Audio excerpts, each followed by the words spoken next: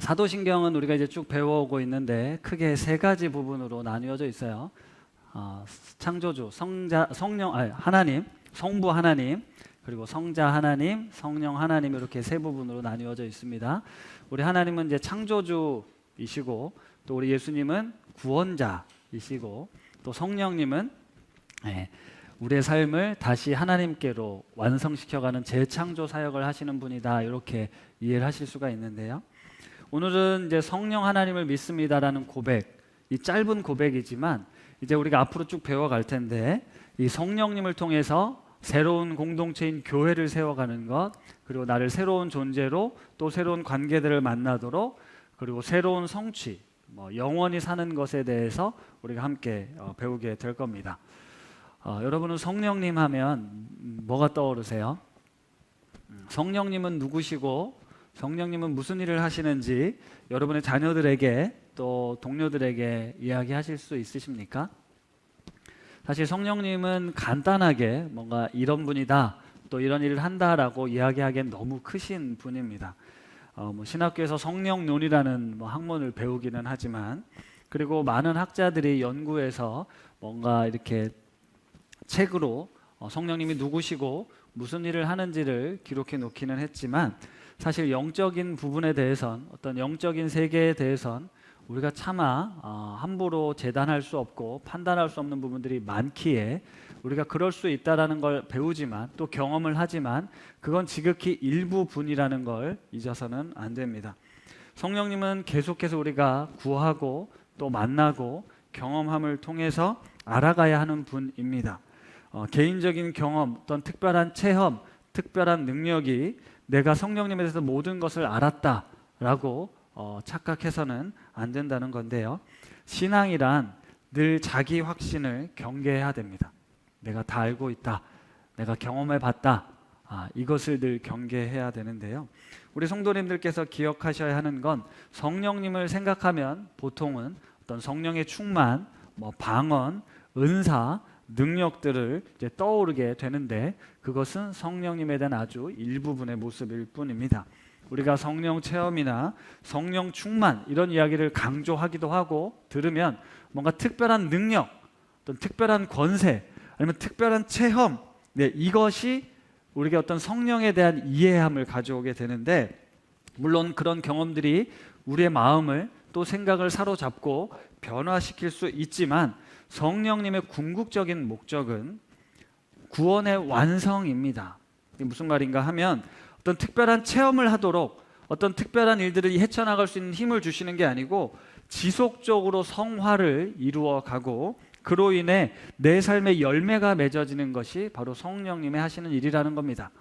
나의 옛사람이 죽고 새롭게 거듭난 사람으로 살아가는 거죠. 그래서 성령의 열매들이 내 삶에 맺혀지는 것, 그것에 더 관심을 가져야 한다는 것이죠. 성령님을 구한다는 것을 통해 내가 지쳐있고 내가 약해져 있고 필요한 능력을 구하는 것 넘어서 내 평생의 끝까지 이 믿음, 기도하고 낙심하지 않고 살아갈 수 있는 힘, 그게 바로 성령님께서 우리에게 주시는 능력입니다.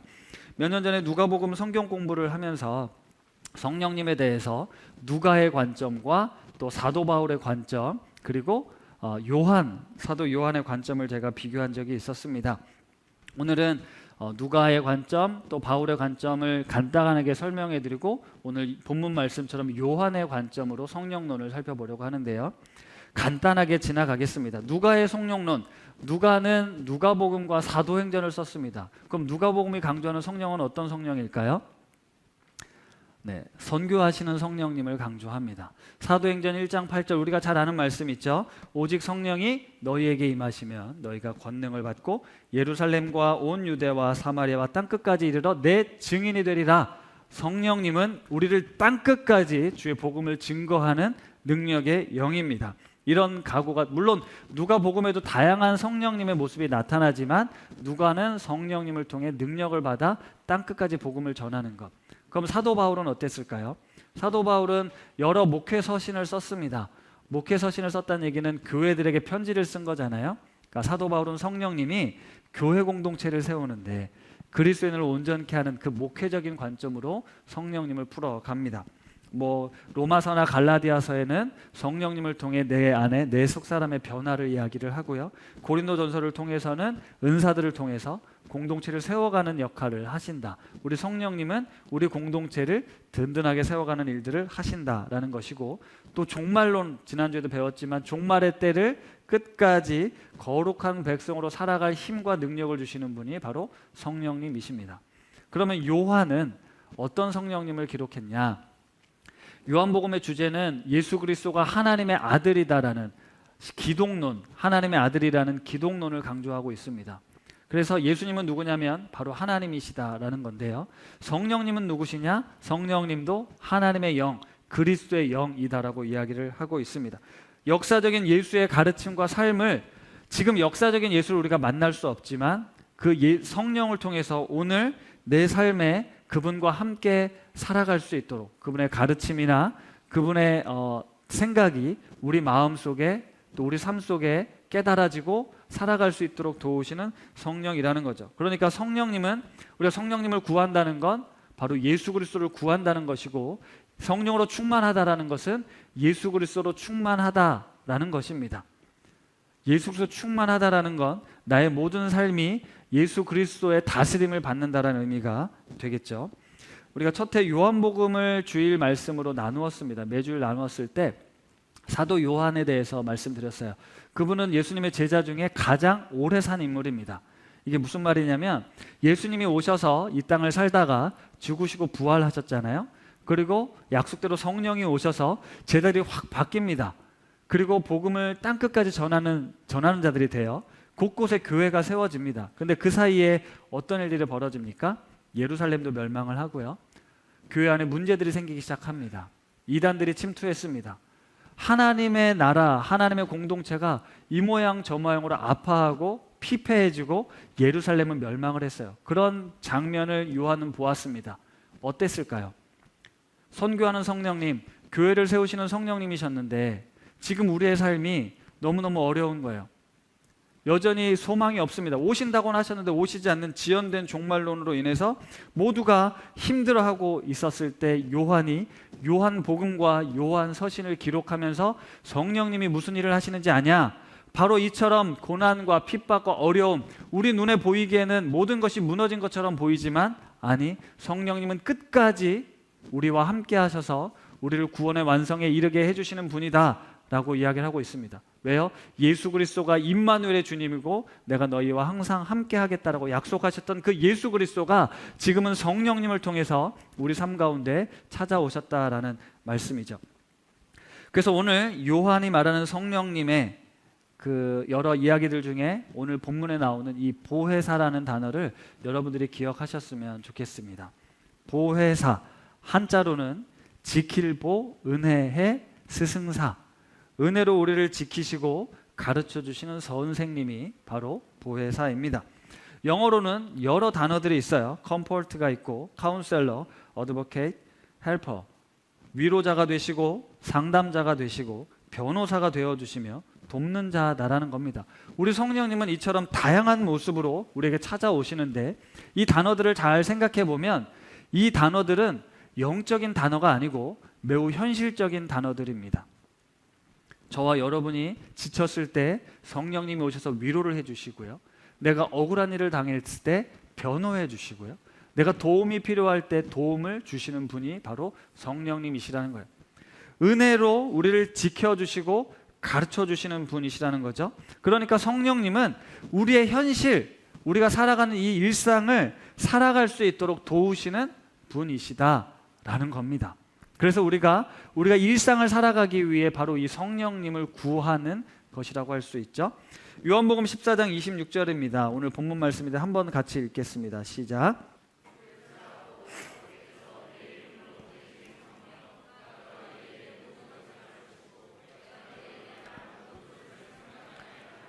성령님이 하시는 일이 뭐냐면 너희에게 모든 것을 가르치고 내가 너희에게 말한 모든 것을 생각나게 하시리라. 모든 것을 가르치시고 모든 것을 생각나게 하시는 분이 성령님.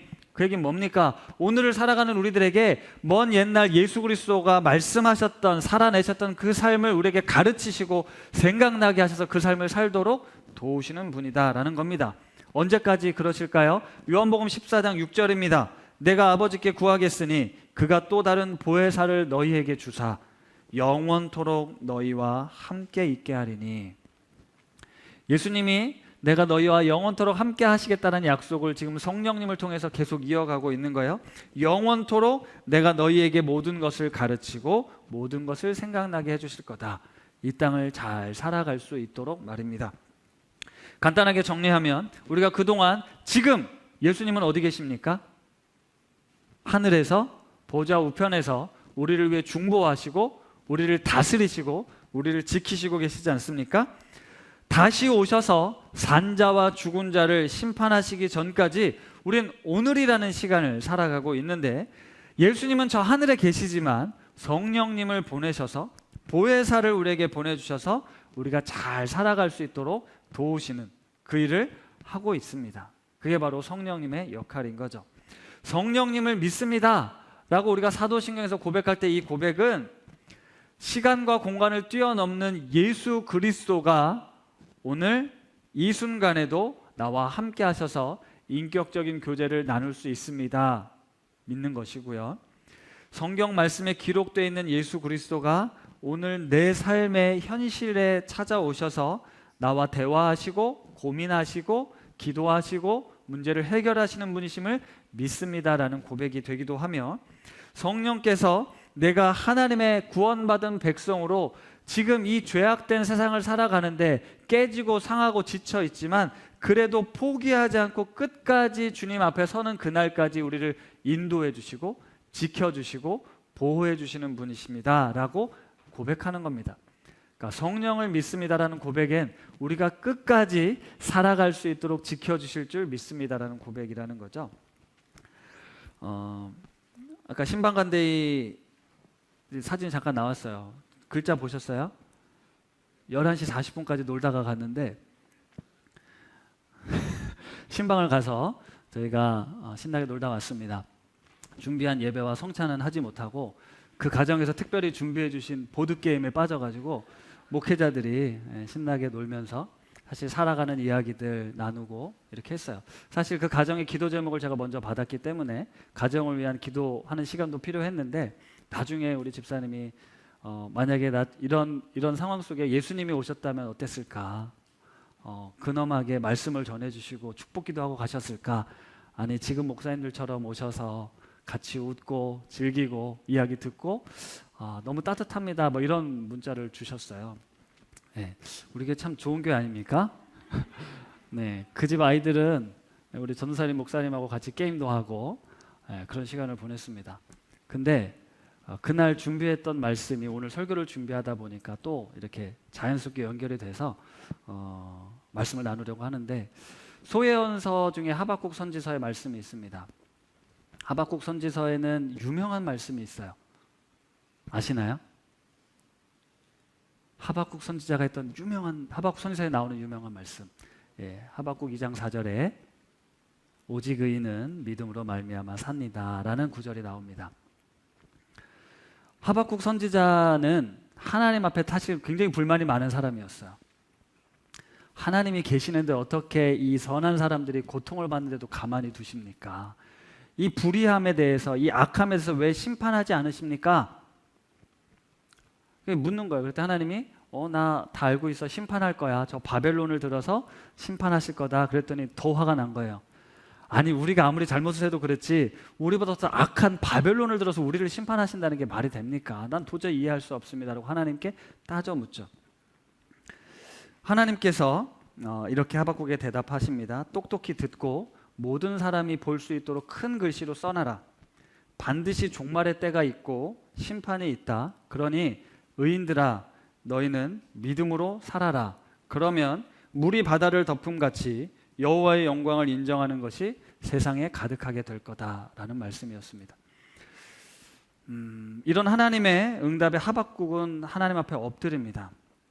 하나님, 지금 내 삶에 복잡한 일들이 너무 많습니다. 난 이해가 되지 않습니다. 너무너무 힘듭니다. 괴로운 일들이 많습니다. 근데 하나님이 도대체 몰라주는 것 같아서 너무 섭섭하고 아픕니다. 그런데 하나님이 다 알고 계시는군요. 의인은 의인의 대로 보상해 주시고 악인은 심판하시는 것이군요. 우리 하나님 그러실 거라고 말씀하시는 거죠. 그러면 제가 끝까지 믿음으로 살겠습니다 라고 답을 하는 거예요. 믿음으로 산다는 게 뭡니까? 믿음으로 사는 건 뭐예요? 여러분 믿음으로 살고 있습니까? 믿음으로 산다. 주일이면 주일 성수를 하고 예배를 잘 드리고 또 성경의 가르침대로 살아내는 것. 그런데 이 하박국 선지자에서 말하는 이 에무나, 믿음으로 산다는 의미는 첫 번째는 인내한다라는 뜻입니다. 버티고 견딘다라는 의미가 담겨져 있습니다. 왜요? 하나님이 계시니까. 하나님이 다 알고 계시니까. 나의 고난을, 나의 슬픔을 하나님이 다 알고 계시니까 그래, 버텨야지, 견뎌야지. 그렇게 되는 겁니다. 두 번째는 성실하게 사는 겁니다. 신실하게 사는 겁니다. 믿음으로 산다는 건요, 세상이 아무리 불의하고 악해도 나는 그리스도인답게 성실하게, 진실되게, 믿음직스럽게 사는 겁니다.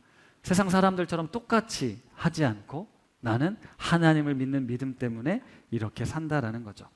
열심히 교회 다니는 것 중요합니다. 하지만 믿음으로 사는 것의 아주 일부분의 모습일 뿐입니다. 믿음으로 산다는 건 주일만 살아내야 되는 원칙이 아닙니다. 그런데 우리는 참 이분법적인 어떤 신앙교육을 많이 받아왔어요. 늘 말씀드리지만 교회와 세상, 교회에서는 정말 이분들이 위선이 아니고요, 정말 진실합니다. 배려가 있습니다. 교회 와서 연기를 하시는 게 아니고 하나님 앞에서는 그렇게 살아야 된다고 배웠어요. 말씀대로 살아냅니다. 그런데 세상은요, 말씀대로 살아야 된다고 생각하지 않습니다. 세상은 다른 곳이니까. 거긴 세상의 식이 있고 세상의 법이 있습니다. 그래서 그들과 같이 살아야 생존할 수 있고 살아남을 수 있다고 하죠. 과연 맞을까요? 삶과 신앙이 분리되어 있는 걸 하나님이 보시고 괜찮다, 잘하고 있다라고 말씀하실까요? 우리는 그걸 너무 삶과 신앙이 분리된 걸 당연하게 생각하고 살아오고 있지만 하박국 선지자가 말했던 이 믿음으로 산다는 말씀을 잘 생각해 보면 우리는 믿음과 행함을 분리해서 따로 생각할 수 없습니다. 물론 이 로마서와 갈라디아서에서 이 믿음으로 말미암아 산다라는 걸 구원에 접목시켜서 이신칭의 교리를 만들고 이 세상은 악하고 멸망될 거니 오직 의인은 믿음으로 구원을 얻는다라고 강조해서 믿음만을 강조했지만 진짜 믿음의 의미는 내가 믿습니다가 아니고 내 삶을 통해 살아내겠습니다, 버텨내겠습니다, 견뎌내겠습니다, 신실하게 살겠습니다라는 의미라는 거죠. 그러니까 교회에서도 마찬가지고 가정에서도 직장에서도 학교에서도 똑같은 모습으로 살아가야 된다는 거예요. 예수 그리스도가 내 안에 충만한 것처럼 말입니다.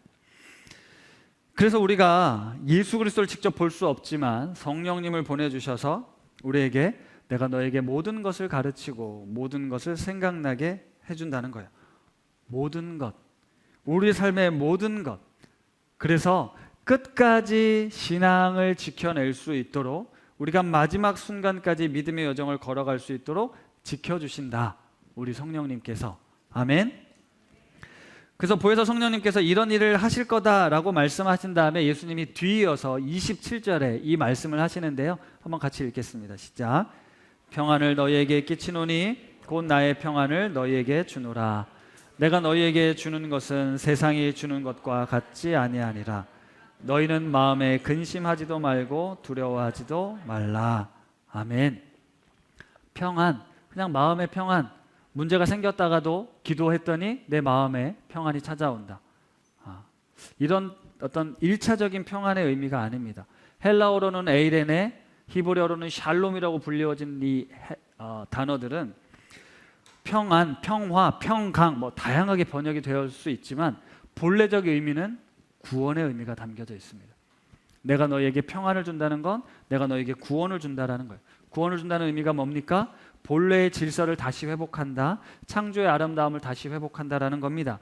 보혜사 성령을 보내주셔서 하시는 일, 그것 결국은 우리에게 평안을 주는 일, 구원을 주시는 일이라는 거죠. 그러면 구원이 무슨 의미가 하나님의 나라를 살아가는 것이라고 말씀을 드렸잖아요. 내가 너희에게 평안을 준다라는 건 내가 너희에게 하나님의 나라를 살아갈 수 있는 은혜를 주겠다라는 말씀입니다. 성령님은 지금 종말의 때를 살아가는 우리들이 이 땅을 살아가면서 하나님의 나라를 완성할 수 있도록, 살아낼 수 있도록 도우시는 분이라는 거죠. 예수님이 보혜사 성령을 우리에게 보내주셔서 하시는 일들은 무엇이냐? 바로 이 땅을 살아가는 우리들이 세상이 주는 것과 다른 평안, 세상이 주는 것과 다른 안정감, 세상이 주는 것과 다른 구원, 그것을 우리에게 주신다는 거죠. 세상이 주는 것과 다르고 세상의 지배를 받지 않고 그것을 뛰어넘을 수 있는 평안을 내가 너에게 줄 테니 너희는 마음에 근심하지 말고 두려워하지 말아라 말씀하십니다. 아멘. 조금 전에 언급했던 하박국서에는 또 유명한 구절이 나와요. 오직 의인은 믿음으로 말미암아 살리라 말고. 네. 하박국 3장 17절과 18절 같이 읽어보겠습니다. 시작.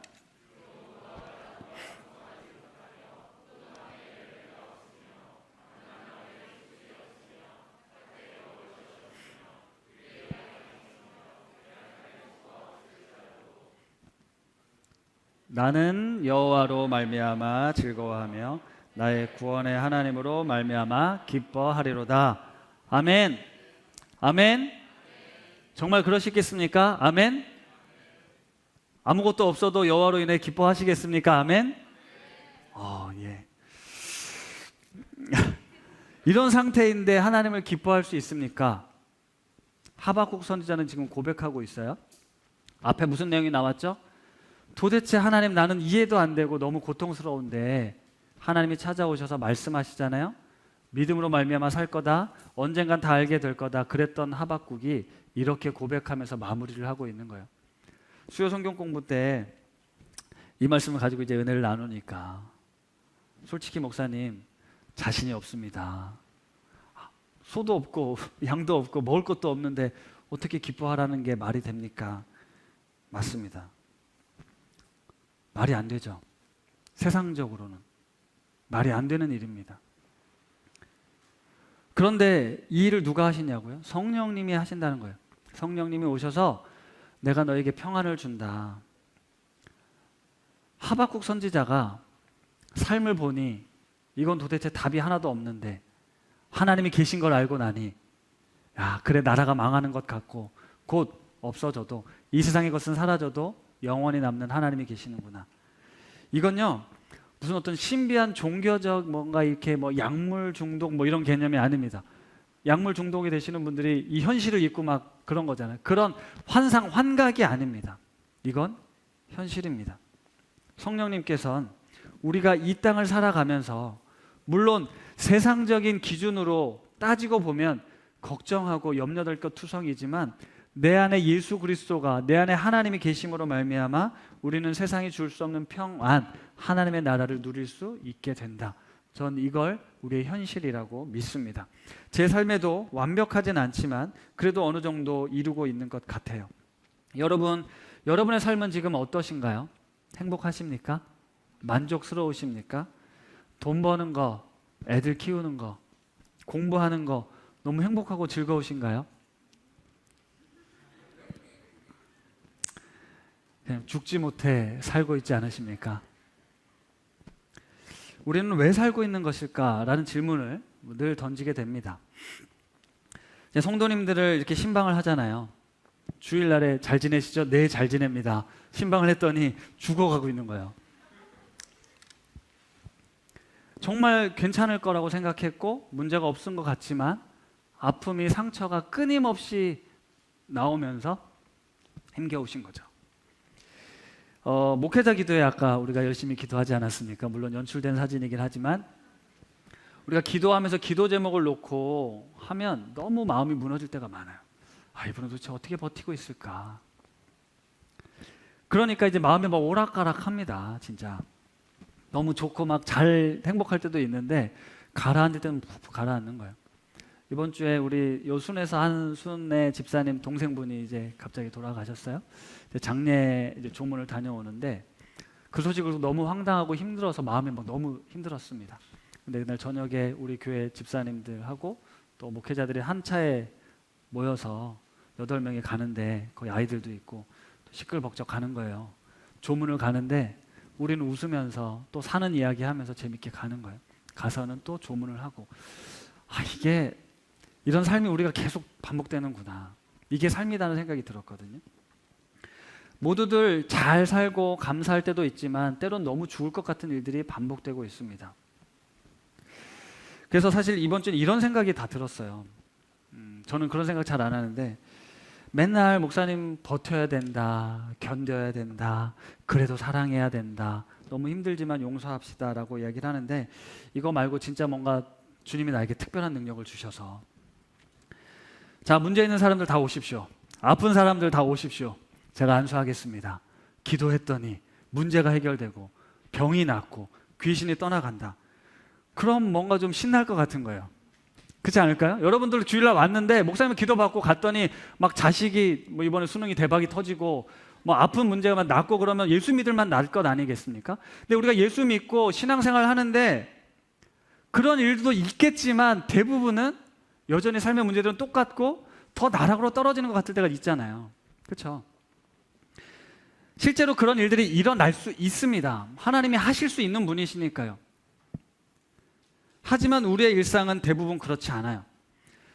요즘 다니엘서 말씀 우리가 묵상하잖아요. 지난주 월요일에는 제가 풀문불에 던져진 세 친구 이야기였는데 내일은 사자굴에 던져진 다니엘 이야기를 하는 거예요.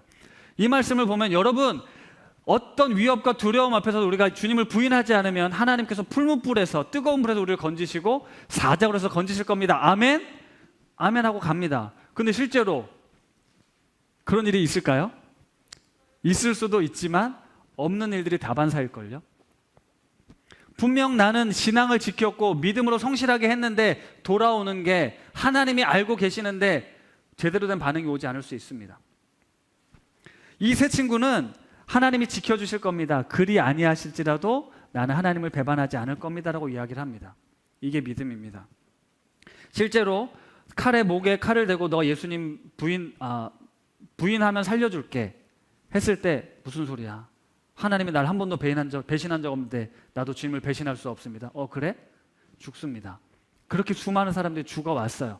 믿음으로 산다는 건요, 끝없이 다시 넘어지지만 그럼에도 불구하고 다시 돌이키는 삶. 왜요? 성령님께서 우리를 그렇게 끝까지 인도해 주신다니까요. 그 일을 하러 우리에게 오셨다라는 거예요. 우리 삶의 자리가 무겁고 버겁지만 우리가 성령님을 믿습니다라고 고백할 때 그 고백은 우리를 이 약속하신 말씀 그대로 구원에 이르도록 이끌어 가시는 분이 바로 성령 하나님이시라는 겁니다.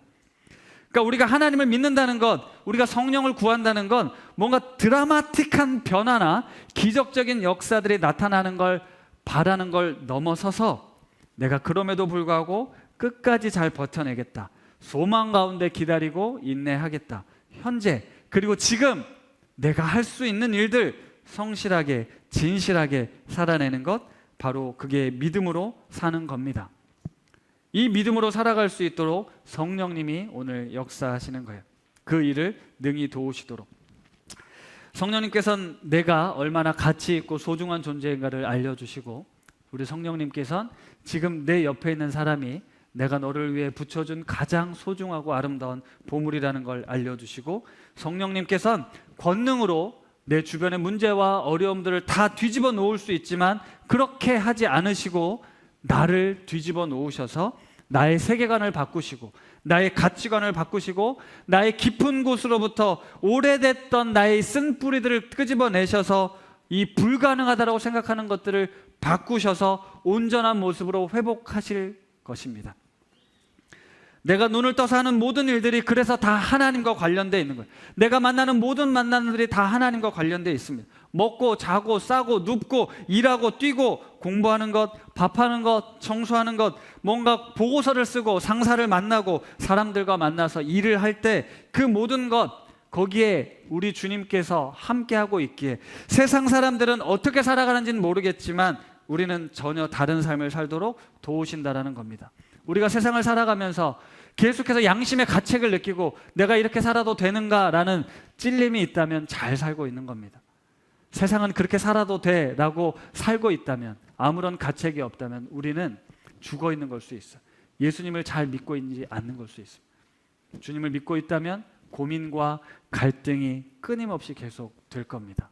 하지만 그 고민과 갈등이 이게 끝이구나, 더 이상 소망이 없구나 라고 할 그때 하나님께서 붙들고 있다는 사실을 알게 되고, 무화과 나무잎이 마르고 외양간에 소가 없어도 하나님 때문에 내가 살 수 있구나, 기뻐할 수 있구나, 감사할 수 있구나, 이게 하나님의 나라구나 라는 걸 누리게 될 줄 믿습니다. 성령께서 우리로 하여금 그 삶을 살도록 역사하시는데요, 말씀을 마무리하겠습니다. 여러분, 우리 성령님은 우리가 예수를 잘 믿도록, 잘 믿고 살아가도록 도우시는 분이십니다. 성령님을 믿는다는 건 어떤 특별한 영적인 체험을 하면서 경험하도록 하는 게 아니라 지극히 평범한 나의 일상을 살아갈 수 있도록 예수님께서 어떤 말씀을 하셨고 어떻게 살도록 약속하셨는지를 가르쳐 주시는 겁니다.